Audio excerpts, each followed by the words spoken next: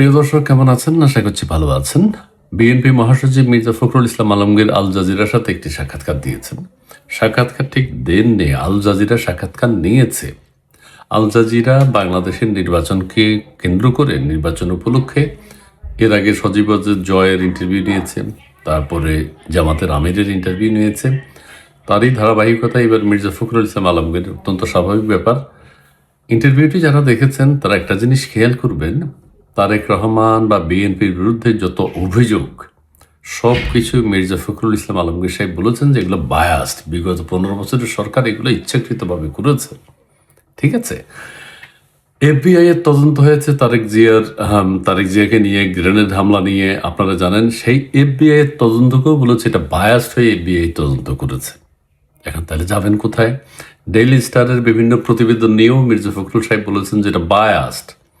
2001 সাল থেকে 2006 সাল পর্যন্ত যেসব চাঁদাবাজি, যেসব অন্যায় অত্যাচার সংখ্যালঘুদের উপর করেছে সবগুলোকে বলেছেন মির্জা ফখরুল সাহেব বায়াসড, যেগুলো বিগত সরকার বায়াসড হয়ে করেছে। কিন্তু আরেকটি কথা তিনি ঠিক বলেননি, সেটা হচ্ছে তারেক রহমানের বিরুদ্ধে সব মামলা আওয়ামী লীগ সরকার করে নাই, বিগত সরকার করেনি, করেছে 111 সরকার। 2007 সালে যে সরকার গঠিত হয়েছিল সেই সরকার 18-19 বা এরকম মামলা করেছিল তারেক জিয়ার বিরুদ্ধে, মানি লন্ডারিং, চাঁদাবাজি, সমস্ত কিছু, যে কারণে তারেক রহমানকে নানান পানিশমেন্টও দিয়েছে, সেটি আপনারা দেখেছেন। কিন্তু মির্জা ফখরুল সাহেব বলেছেন যত মামলা তারেক সাহেবের বিরুদ্ধে সব বিগত আওয়ামী লীগ সরকার 15 বছর ধরে এগুলো করেছে এবং কোনো প্রমাণ পাওয়া যায়নি।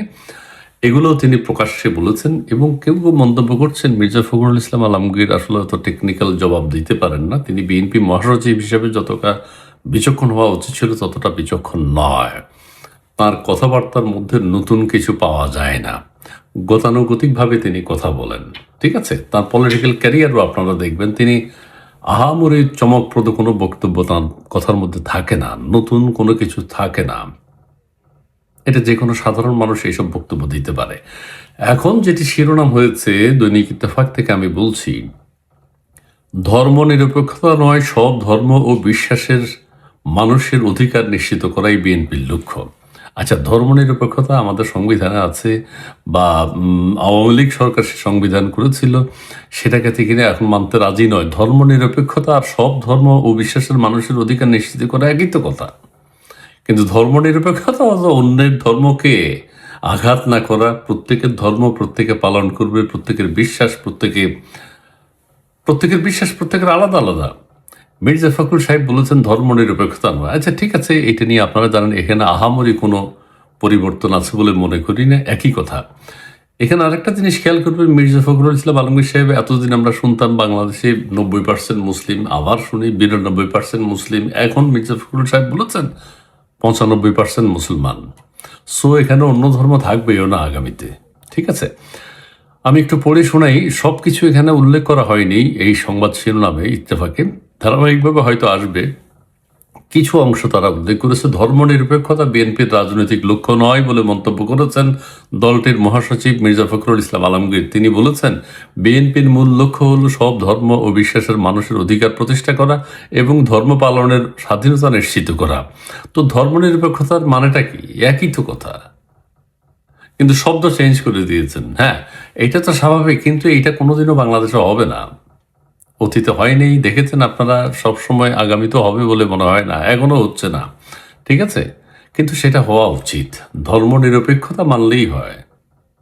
ঠিক আছে, সব ধর্ম বলতে এই যে আল জাজিরাকে তিনি সাক্ষাৎকারে কথাটি বলেছেন, ধর্ম নিরপেক্ষতা নিয়ে আল জাজিরার প্রশ্নের জবাবে মির্জা ফখরুল বলেন না, এটা কোনো না, এটা আমাদের মূল লক্ষ্য নয়। ধর্ম নিরপেক্ষতা মূল লক্ষ্য নয়। মূল লক্ষ্য হচ্ছে, আমাদের লক্ষ্য হচ্ছে সব ধর্ম ও সব বিশ্বাসের মানুষের অধিকার থাকবে, তারা যেন তাদের ধর্ম পালন করতে পারে এবং তাদের সব অধিকার থাকবে। তো কি হলো এটা? এই কথার মধ্যে কোনো নতুন কিছু আছে? যে ধর্ম নিরপেক্ষতা নয়, আমরা অন্য কিছু করব, অন্য কিছু কি? একই কথা তো। বাংলাদেশের জনসংখ্যার প্রায় 95% মুসলমান উল্লেখ করে তিনি বলেন, এই যে এখানে 95% বলে ফেলেছে, বাড়াচ্ছে, আগামী আর 2-4 বছর পরে 100% মুসলিম হয়ে যাবে। ঠিক আছে, এই কারণে ধর্মনিরপেক্ষতা শব্দটি বাংলাদেশের রাজনীতির জন্য মোটেও উপযোগী নয়। আয় হায়, এটা কেমন কথা হলো? যদি আমরা এই ধর্মাবলম্বীদের অধিকার নিশ্চিত করতে পারি তাহলে তো কোনো সমস্যা নেই। এটা কি, একটু চিন্তা করবেন, আহামরি কিছু না। কিন্তু দেশের সংখ্যালঘু জনগোষ্ঠীর স্বার্থ রক্ষায় তিনি বিএনপির রেকর্ড সবচেয়ে ভালো বলে দাবি করেন মির্জা ফখরুল ইসলাম আলমগীর। 2001 সালে নির্বাচনে বিজয় হয়েছে যখন বিএনপিটা আপনারা দেখেছেন, তখন কি যারা সিনিয়র আছেন তারা বুঝবেন। তিনি বলেন, বাংলাদেশের ইতিহাস দেখলে দেখা যাবে প্রতিটি রাজনৈতিক পরিবর্তনের পর কিছু সমস্যা হয়েছে। হ্যাঁ, এটা ঠিক, সেগুলো রাজনৈতিক ও সাম্প্রদায়িক নয়।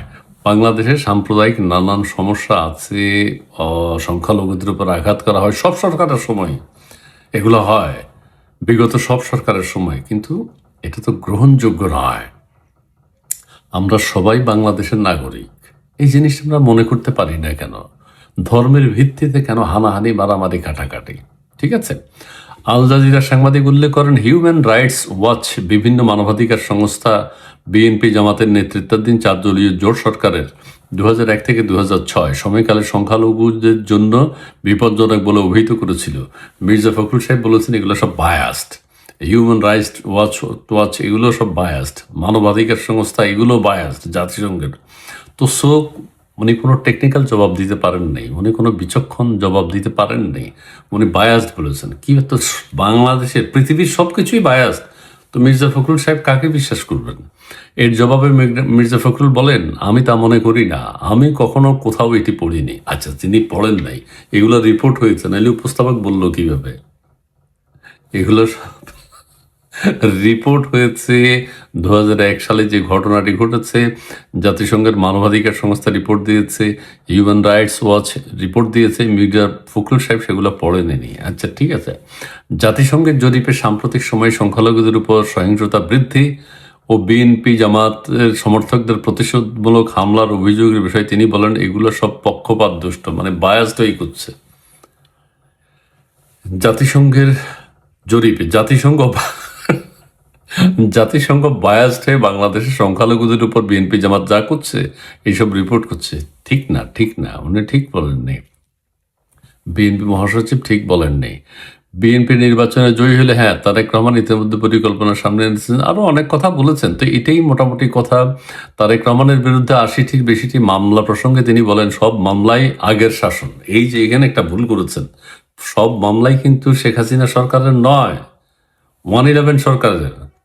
111 সরকারের অনেকগুলো মামলা, শেখ হাসিনা সরকারও মামলা করেছে, অন্যায়, অত্যাচার, জুলুম যেগুলো ছিল, কিন্তু 111 সরকারের অনেকগুলো মামলা আছে। সব মামলাই আগের শাসন, হাসিনার সরকার, হাসিনার ফ্যাসিস্ট সরকারের সময় দেয়া। এইসব মামলার বিচার ও তদন্ত হয়েছে, তারেক রহমানের বিরুদ্ধে একটি অভিযোগও প্রমাণিত হয়নি। আমাদের আদালতও বায়াসড। বিএনপির তৃণমূল পর্যায়ে নেতাকর্মীদের চাঁদাবাজি, ধর্ষণ ও হত্যার অভিযোগ অস্বীকার করেন দলটির মহাসচিব। কোনো কিছুই স্বীকার করেননি, সবই বায়াসড। তিনি বলেন, গত 15 বছরে আমাদের নেতাকর্মীদের জমি দখল, দোকান, ব্যবসা দখল করে নেওয়া হয়েছিল, এখন সেগুলো ফিরে পাওয়ার পর কিছু অভিযোগ এসছে। তিনি বলছেন, আগের সরকার সব নিয়ে নিয়েছিল, এখন সেগুলো আবার তারা দখল করছে বা ফিরে পাচ্ছে, এই জন্য অভিযোগ। আচ্ছা, ঠিক আছে। তবে পুরোপুরি অস্বীকার না করে তিনি বলেন, আমি বলছি না কোনো ঘটনাই নেই, পরিবর্তনের সময় এমন কিছু ঘটে, সব দেশেই ঘটে। আচ্ছা, কিছুটা স্বীকার করেছেন। তিনি বলেন, যখন একটি দল রাষ্ট্রযন্ত্র ব্যবহার করে হাজার হাজার মানুষকে হত্যা করে, তখন স্বাভাবিকভাবেই জনগণ বিচার চায়। আচ্ছা, তিনি এর আগে আরেকটি কথা বলেছেন অন্য জায়গায়, যে এইবারের নির্বাচনে কারচুপি হওয়ার কোনো আশঙ্কা নেই। এইবারের নির্বাচনে কারচুপির কোনো সম্ভাবনা হয় না, আশঙ্কা।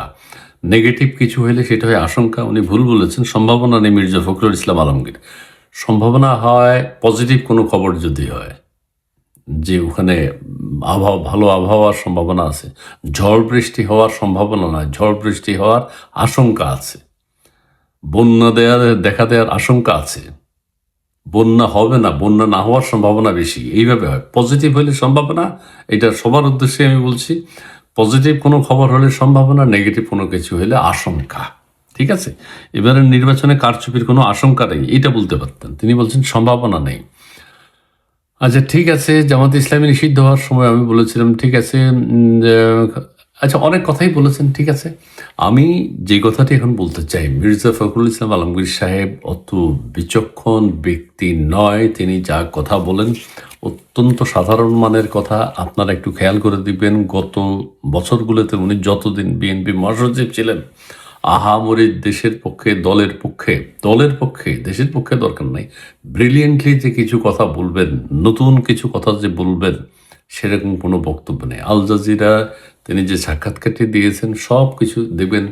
প্রশ্ন কমপ্লিট করতে পারেনি উপস্থাপক, তার ভিতরে ঢুকে গেছে। হ্যাঁ, উপস্থাপক প্রশ্ন কমপ্লিট করুক, আপনি বলেন, আপনার প্রশ্ন কমপ্লিট হলে উপস্থাপক বলবে, কিন্তু সেই সৌজন্যতা আমরা দেখি নাই। আর মহাসচিব যে কথাগুলো বলেছেন, সব বিগত সরকারের আমলের মামলা নয় তারেক রহমানের বিরুদ্ধে। 2001 থেকে 2006 পর্যন্ত এই দেশের মানুষ দেখেছে চাঁদাবাজি। প্রথম আলো ডেইলি স্টার খুললেই আপনারা পাবেন। প্রথম আলো ডেইলি স্টার এখন সেগুলো হাইড করছে। এখন তারা তারেক রহমান সাহেবের গুণগান করছেন, ঠিক আছে। ডেইলি স্টার, প্রথম আলো চাঁদাবাজির যে দৃষ্টান্ত আমরা দেখেছি, এবং বাংলাদেশ দুর্নীতিতে 4বার চ্যাম্পিয়ন হয়েছিল তখন, আর 4বার বা 5বার, তখন কিন্তু জামাতও বিএনপির সাথে ছিল, জামাতের মন্ত্রীও ছিল বেশ কয়েকজন। আবার আমিরে জামাত এখন সেগুলো ভুলে গেছেন। তিনি বলছেন বিএনপি 2001 থেকে 6 পর্যন্ত অনেক কারচুপি করেছে, অনেক অন্যায় করেছে, কিন্তু তারাও তো সেই অন্যায় অত্যাচারের সাথে জড়িত ছিল। সেটি আমিরে জামাত ভুলে গেছেন। প্রিয় দর্শক, ভালো থাকবেন, সুন্দর থাকবেন। ধন্যবাদ।